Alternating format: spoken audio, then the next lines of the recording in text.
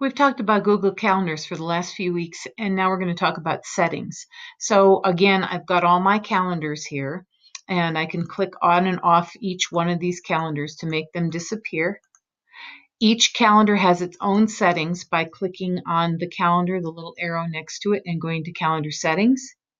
You've got Calendar Details, Share this calendar, Edit Notifications, and Trash. I'm going back to the calendar. The main settings are right here, the gear in the top left. And if I click there and go to settings, I've got my general settings. Now these are your default settings. So instead of having your default calendar open up to a week, you can have it changed to a month. You can have your custom view to maybe 2 days. There's some other options here. You can go through all of these options. You can have your week start on Monday, and you can also go to just whatever you'd like here. So I'm going to go ahead and save that. I have to go back in to settings, and I could go to calendars. Here I have a list of all the calendars. I can edit each notifications from each of these calendars here. I can show these calendars in the list or hide them from the list. I can subscribe or unsubscribe from each one of these. I can edit my sharing settings from this. I can also go to my mobile setup and set this up so I get text messages on my phone, and also labs. Labs are little pockets of coding that people have done to make calendar more interesting. And so if you like one, you can enable it.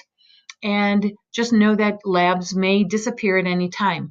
However, if they are labs that are popular, they may become part of Google Calendar. This used to be a lab to have this little calendar view, and now it was so popular that they just went ahead and added it.